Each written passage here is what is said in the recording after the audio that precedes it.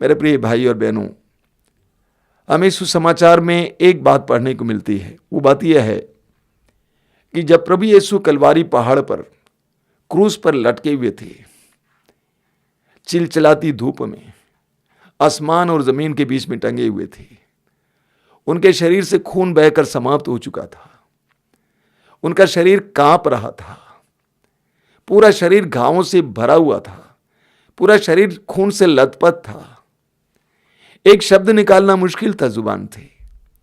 उस समय भी वचन में लिखा हुआ है कि प्रभु यीशु ने हमारे लिए प्रार्थना की। प्रभु यीशु ने कहा कि ये पिता इन्हें क्षमा कर, क्योंकि ये नहीं जानते कि ये क्या कर रहे हैं।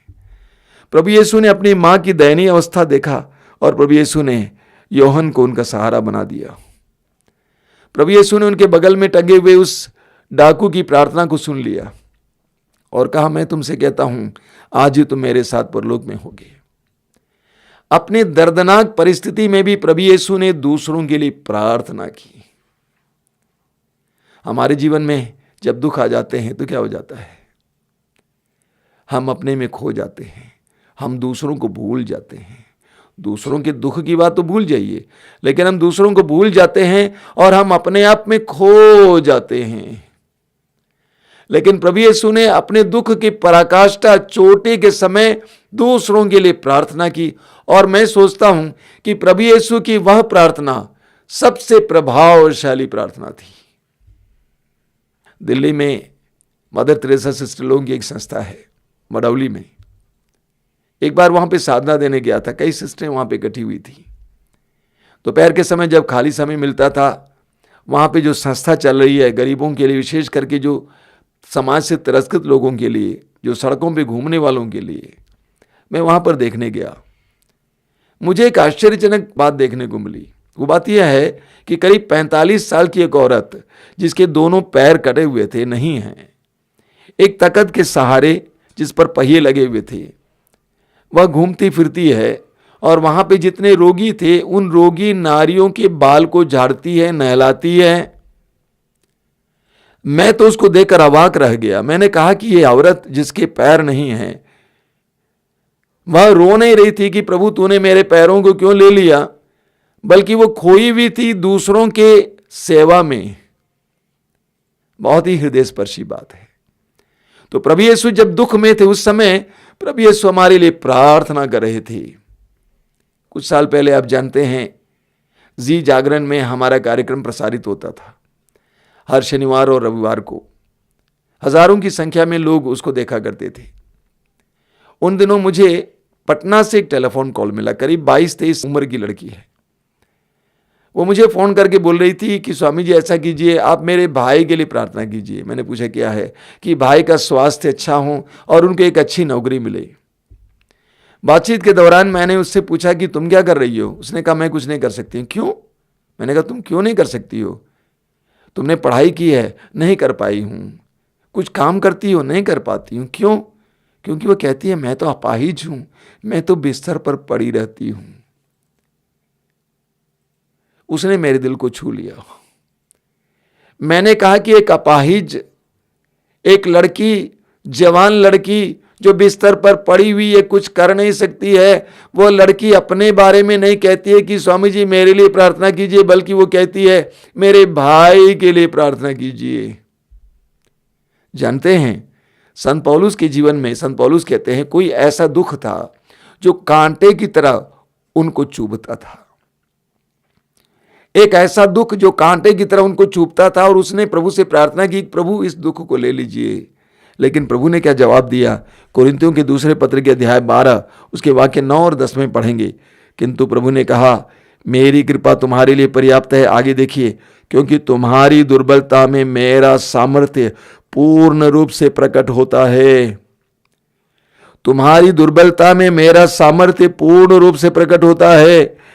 आगे पौलुस कहते हैं इसलिए मैं बड़ी खुशी से अपनी दुर्बलताओं पर गौरव करूंगा, जिससे मसीह का सामर्थ्य मुझ में पर छाया रहे। मैं मसीह के कारण अपनी दुर्बलताओं पर, अपमानों, कष्टों, अत्याचारों, संकटों पर गर्व करता हूं। मैं जब दुर्बल हूं तभी बलवान हूं। तो संत पौलुस एक दुख से गुजर रहे थे। प्रभु ने उससे कहा तुम्हारी दुर्बलता में मेरा सामर्थ्य पूर्ण रूप से प्रकट होता है। जब हम पीड़ा में हैं, दुख में हैं, उस समय प्रभु का सामर्थ्य हम में पूर्ण रूप से प्रकट होता है।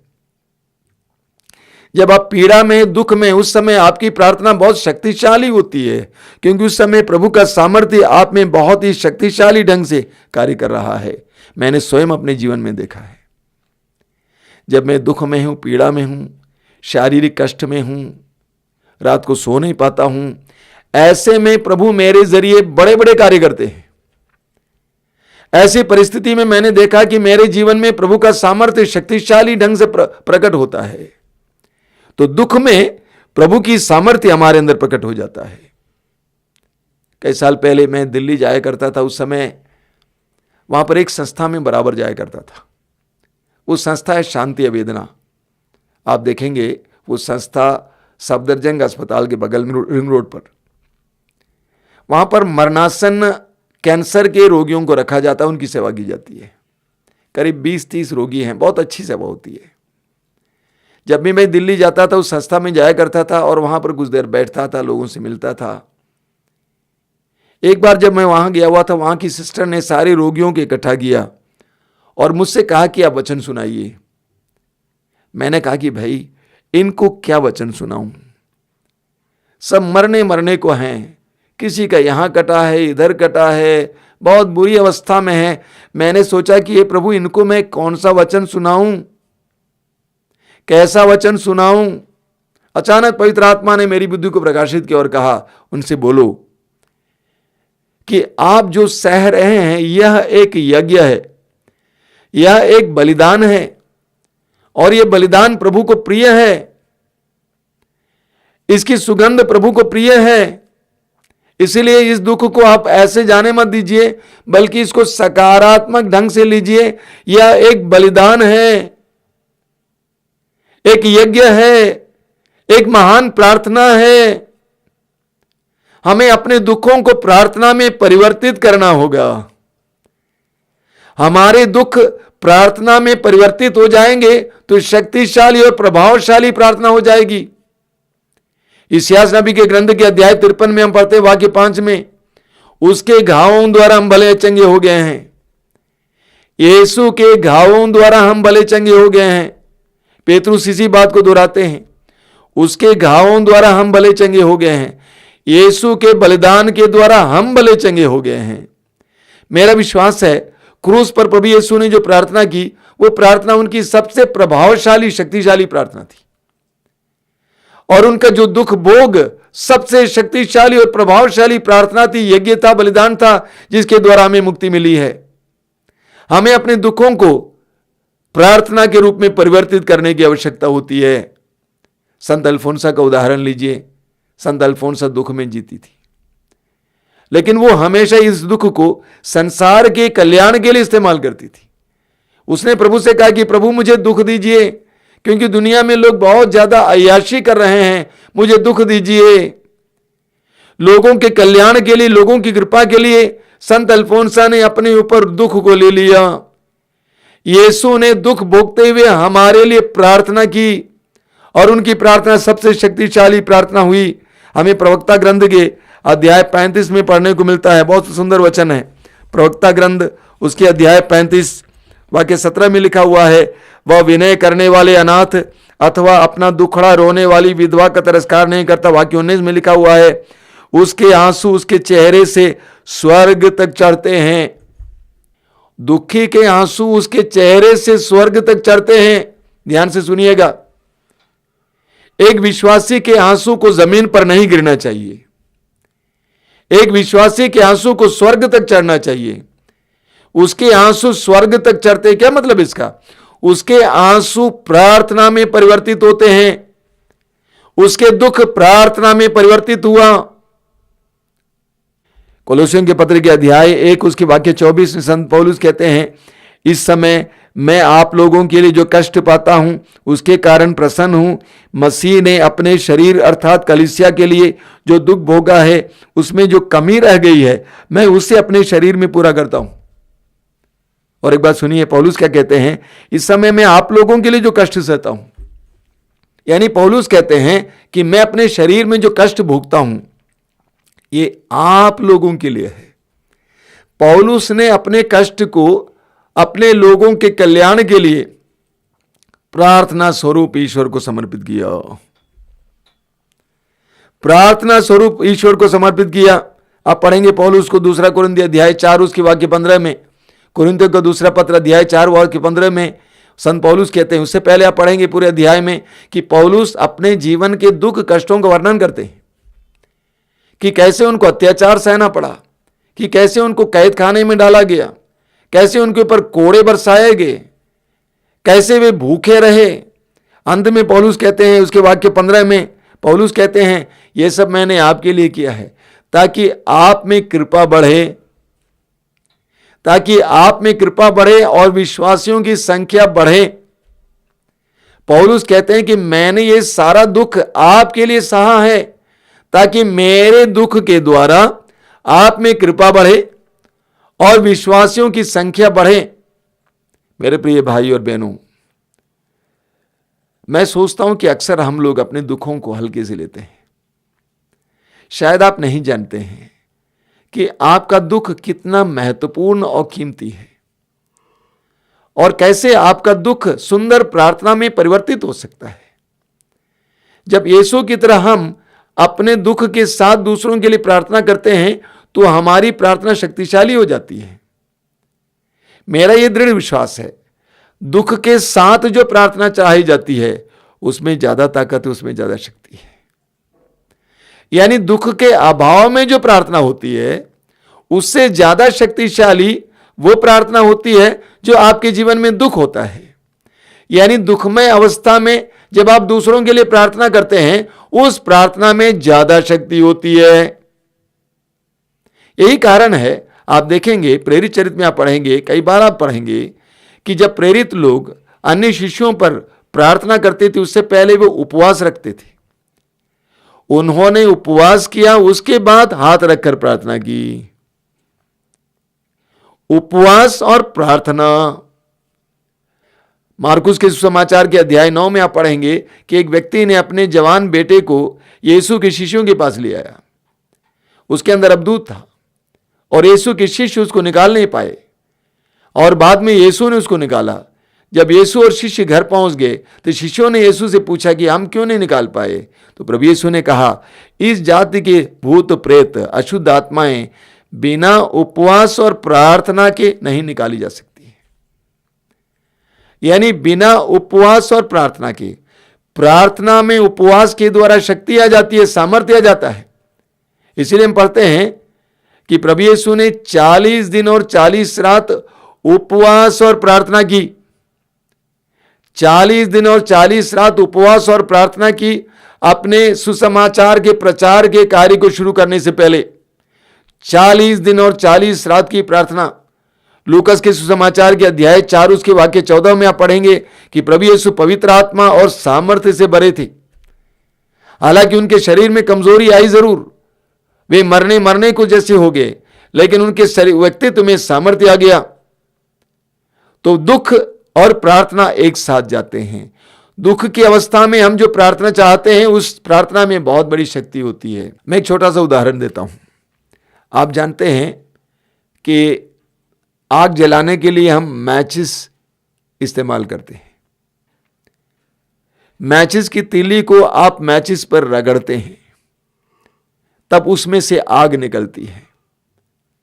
लेकिन सवाल यह खड़ा होता है, अगर मैं मैचिस को तीली को लेकर इस तरह रगड़ेंगे तो क्या उसमें से आग निकलेगी? बिल्कुल नहीं। मुझे जोर से रगड़ना पड़ता है। वह एक दुखदाई प्रक्रिया है। जब मैं उसको जोर से रगड़ूंगा उसमें से आग निकलेगी। उसी तरह सुखमय अवस्था में जो प्रार्थना चाही जाती है उसमें दम नहीं है, लेकिन दुखमय अवस्था में जो प्रार्थना चलाई जाती है उसमें ताकत है, शक्ति है। तो प्रभु यीशु ने क्रूस पर से हमारे सामने एक बहुत बड़ी शिक्षा रखी है। अपने दुख के पराकाष्ठा में, चोटी में प्रभु ने प्रार्थना की। प्रभु हमें बताना चाहते हैं कि हमारे जीवन में जो दुख पीड़ाएं आती हैं उस समय जब हम दूसरों के लिए प्रार्थना करते हैं उसमें बहुत बड़ी शक्ति और सामर्थ्य होता है। इसलिए हमें अपने दुखमय परिस्थिति में अपने में नहीं खोए जाना चाहिए, बल्कि उस समय दूसरों के लिए सोचना है और दूसरों के लिए प्रार्थना करना शुरू करना है। उसमें सामर्थ्य होगा, दूसरों का कल्याण होगा, उसके साथ साथ आपका भी कल्याण होगा। आज हम प्रभु से शिक्षा ग्रहण करेंगे। आज हम प्रभु से शिक्षा ग्रहण करेंगे और अपने जीवन के दुखों को प्रार्थना में परिवर्तित करेंगे।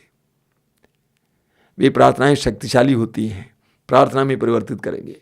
अपने जीवन के एक एक दुख को यीशु को समर्पित करते जाना। हो सकता है कि आपका पति शराबी है, आपका बेटा शराबी है, उस दुख को प्रभु को समर्पित करते जाना और उसकी योग्यता से कई लोगों के छुटकारे के लिए प्रार्थना करना।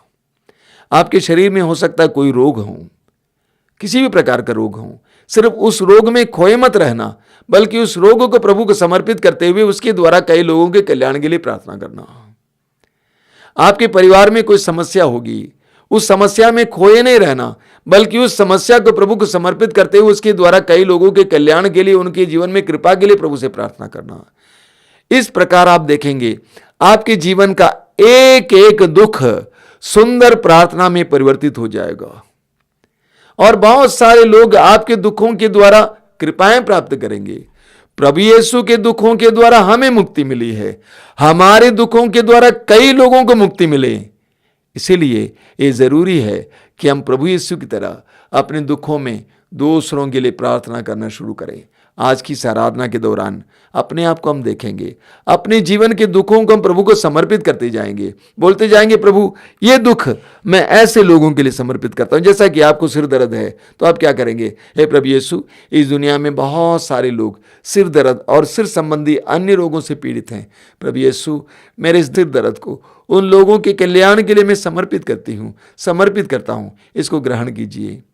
मान लीजिए आपके हृदय में रोग हैं, आप संसार भर के हृदय रोगियों के लिए इसी तरह प्रार्थना करेंगे, हे प्रभु यीशु, मैं एक हृदय रोगी के दर्द को समझता हूं, उन सब के लिए मैं प्रार्थना करता हूं, मेरे दर्द को मैं तेरे हाथ में समर्पित करता हूं।